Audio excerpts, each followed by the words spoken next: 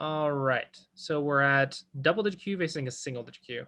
So for the double digit Q, you need to figure out what basics you're missing. And for single digit Q, you need to be able to just beat them with basics consistently. You need to have consistent plans. Inconsistency is what's going to make you lose against 13Q. But this game should be pretty one-sided. Yeah, I think white just won easily. Yeah. I'm pretty sure the left side's bigger than the bottom. But okay. What? Okay. Learn your Josekis at double digit Q. Learn your Josekis. It's just easier. You can literally look it up. On Yeah. OGS. Yeah, you can literally look it up on OGS too. Josekipedia, I think, is better. It has less lag, but I usually like to jump with the pincer there instead of going to 3-3. Can you try um to explain the difference between like 3-3 and jump there? I think the jump is more complicated because so I don't recommend it for double digit Qs. I think the way you should learn it is learn the 3-3 first, then learn the counter pincers, then learn the jump, and then an attachment. Because the jump has this move, and Mhm. this move's not a very easy to use shape. Like if you know the Joseki and your opponent does, and then it'll probably happen. But what happens when I do something weird? Like, do you know how to deal with it? Can you read that? Like, it just gets complicated pretty quickly. Or here, and then there's ladders and stuff.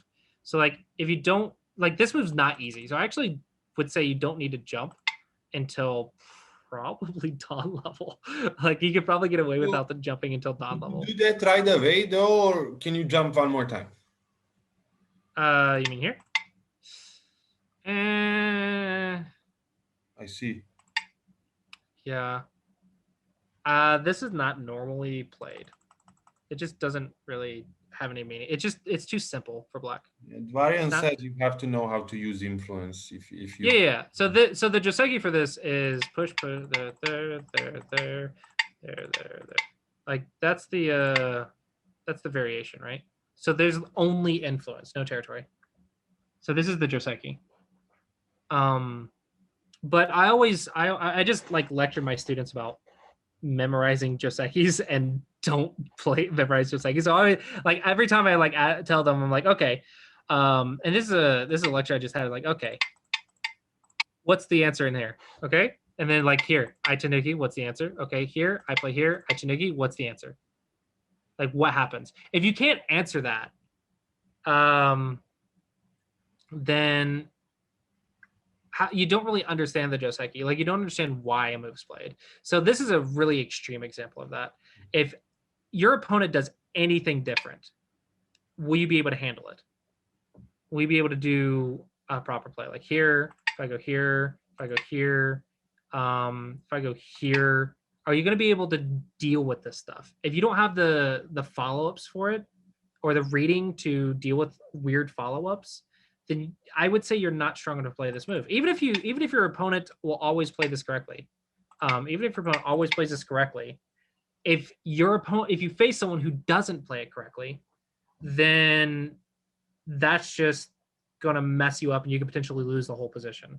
So playing Josekis without understanding the position very well is like using a grenade without understanding how it works. And then if you do something one step wrong, it'll blow up in your face. Does that make sense? Yeah. Yeah. I also agree with what Dwyron's saying here. The only time I would jump at the lower levels, the only time I would jump at the lower levels is if I already had like a stone over here or something. Maybe something more extreme, like something that's already taken the base. So for example, if I already had like a stone or some position over here, then absolutely I would jump because now it's not Joseki, now it's middle game.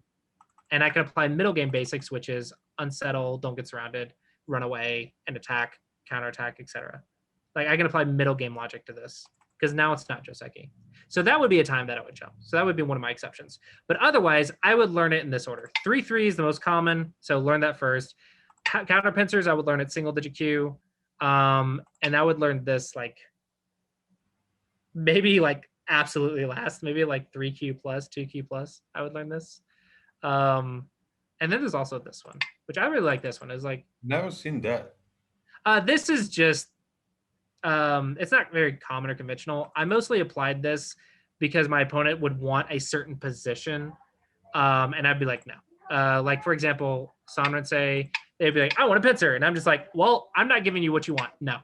So I'm just like, it's my no move. I'm like, no. I see. I don't care that it's not the best Joseki. I'm messing up your plan. That was my only reason. Joseki though? It's just something simple like this, and then you have 3/3, or you can pincer. I see. So just make some shapes so you can. It's just to mess it up. Yeah. Yeah. It's probably not normal at this point. At this point, you could probably just still 3/3. And then I think we have like, this one. No.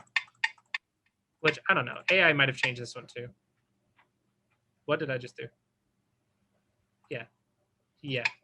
I skipped a move in my head is what I did. Yeah, we have that one now. I see. Yeah.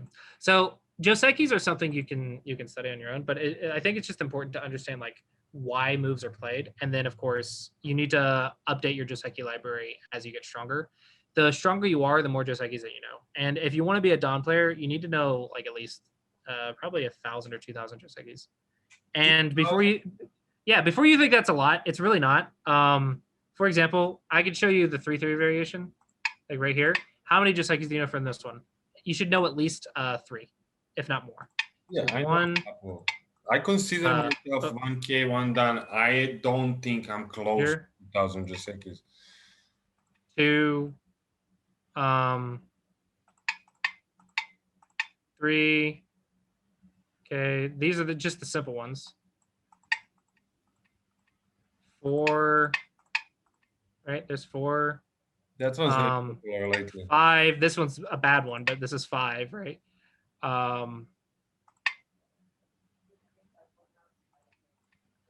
There's another one. Okay, and then that's already 5. And then you have like all the 3/3s when there's a stone. Like that's a ko.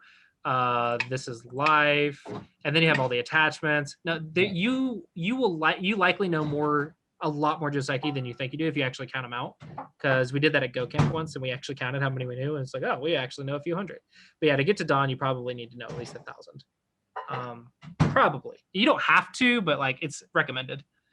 Okay, so back to this. Black's playing weird, and White's like, okay, I'm just gonna play defense and run away. Technically, here I would focus on the base, like the base for attacking. Simple, and then, or you could try to surround, focus on surrounding. There's that idea. So those are the 2 ideas I would think about here at this level. But yeah, running away is possible, but a little passive considering your opponent's pincered. What is with the games today? These are so random. Well, I picked very, very interesting players. Like they don't study, they just play, and then they're this type of. That's a very inefficient way to learn. Okay, so let me tell you how this style actually improves quickly. If you want to play this style, if you're not watching lectures and reading books and learning like proper moves, and you're just playing the style, then the only thing you have going for you is your reading and experience. That's literally all of your skills. So you need to be doing like 200-300 Go problems a day and playing like 20 games a day with reviews. Like you got to think about, why did I lose that game? What could I have done different, right? So you got to be putting in like 8 to 10 hours a day to play the style if you want to get to 1 Dawn within like a couple years. Like, so I don't think Westerners really have that kind of time. Like Koreans do, but I've seen Koreans like on the Asian servers that have 10,000 games and are still like 18Q. Right? So yeah, a little bit of luck too. Yeah, but I've seen 18Qs with 10,000 games. And I'm like, are they sandbagging? And I looked, and no, they were not sandbagging. They were just really bad at the game because they don't actually review. They don't learn from their losses. They just play for the sake of improving. I do disagree with 1 Dawn in 1 year simply because there are a lot of students that can't do it in 1 year. I think most I think talented players can do it in a year, but I think a lot of people, a lot of people like do struggle getting 1 dot in a year, and a lot of people feel discouraged whenever I say that you can get 1 dot in a year. I've seen a lot of like people with day jobs, families that are like, oh, I can't get to 1 dot in a year. I guess I'm bad at the game. And I'm like, no, no, no, no, no, no, no, no, no, no. It's 1,000 hours, not a year. And 1,000 hours is, if you're talented and lucky, it could take like 2,000 or even 3,000 hours to get to 1 dot, depending. So yeah, I just want to stress that No, it's important. People don't quit at the game. Don't quit the game. a lot of people quit because of that frustration. They're like, I just am not good at it. Like, and they Yeah. don't understand how much time and effort it takes. Yeah, they're like, oh, I want to be 1 dot in a year playing on the weekends. Yeah. Like going to Go Club once a week, and I want to be 1 dot in a year. No. That's like saying that you want to be a master pianist with practicing 1 day a week. That's not going to happen. You have to practice like every day. Okay, so touching is probably not what I would advise. Just cap.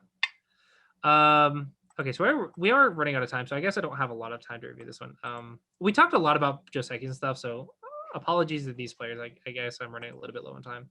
But hopefully, like I talked a little bit about the differences in fighting style and basic style, and like I of course advise you to go basics, watch lectures, read books. I think it's a lot more efficient, especially for Westerners that can't put a lot of time into it. So you need some theory to like shortcut your way to good moves, because you don't really have the time to experiment with. If you have like any sort of job or school, you don't really have the time to experiment. So you need like shortcuts, and I think basics and theories are your shortcuts, and then you just learn why as you get stronger. Which is, of course, how I came up with my Klossy approach. Is like, how do I get double-digit Qs to play good moves? That's literally how I came up with the Klossy approach. It's like, how do I make my double-digit Q students play good-looking moves in a way that they can follow them up and read them, right? And I'm like, okay, so let's just ask some basic questions, and how do you answer those questions, et cetera, et cetera. But yeah, does anyone have any questions?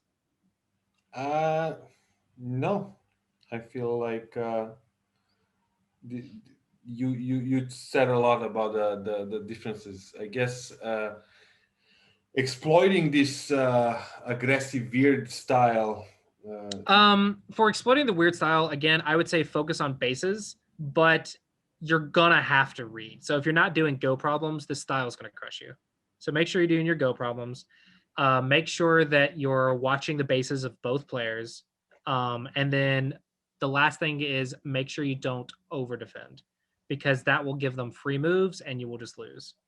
So instead of over defending, you need to do attack timings. For example, once you're strong, go punish their weaknesses, go attack them. And yes, they will likely have very creative defense. I'm sure they're going to be really good at sacrificing and everything else and counterattacking like crazy. That's where your Go problems come in. You have to be able to read at least a little bit, not a lot, but at least a little bit. But the trick is going to be in attacking with strength, not attacking with weakness. And they're going to be attacking with weakness and reading. And you want to attack with strength and some reading. They're going to be able to outread you, but if you attack with strength, it almost always will go in your favor, unless you get tricked with a Tsuji or something. And sometimes you're just going to lose because their reading's really good. And technically, reading's the most powerful skill in the game if you can do it perfectly, if you can do it correctly. But at this level, no one can read perfectly. Probably, someone told me that a 1 dan can only read 4 moves correctly. Like some strong players told me that, like 9 dans. I think it was What does that even mean? Jay Lee. It means Dan players can only read 4 pro moves. Wow. Does that make sense? So if you start reading the follow-ups, Dan players are only considering maybe 4 moves that are actually pro level at best. And beyond that, they're not reading pro moves in theory, right? In theory, like some cases you can. Like I can read a ladder as well as a pro, but the understanding of certain situations is just different. So yeah, reading is the most powerful tactic in the game if you can do it, but most Q players can't. So it's okay to just be able to read a few simple things. And understanding cutting points, I guess, would be a big thing. It's probably just as important as bases. But I would say to beat these players, understand bases and yeah, understanding cutting points. Yeah. Yeah. If you wanna see fighting style at its max potential, Lee Sedol's old games before AlphaGo and stuff, Lee Sedol took the fighting style to its max.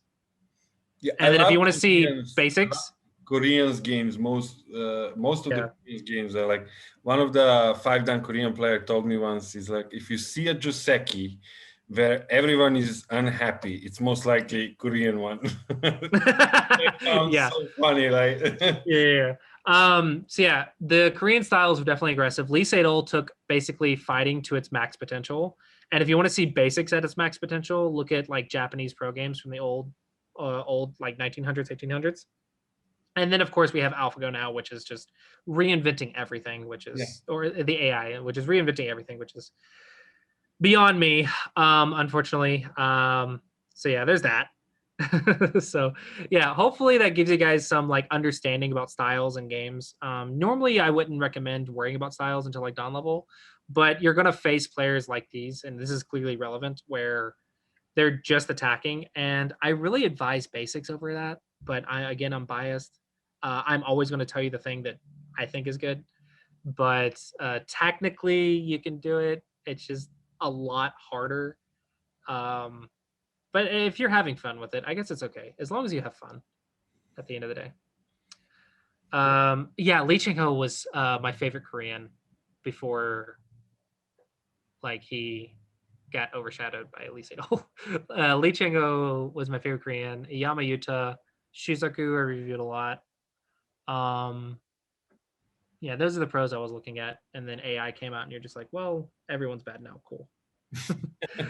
All right, so I will go ahead and end it here unless anyone has any more questions. No, I guess you did well. Thank you, Sean.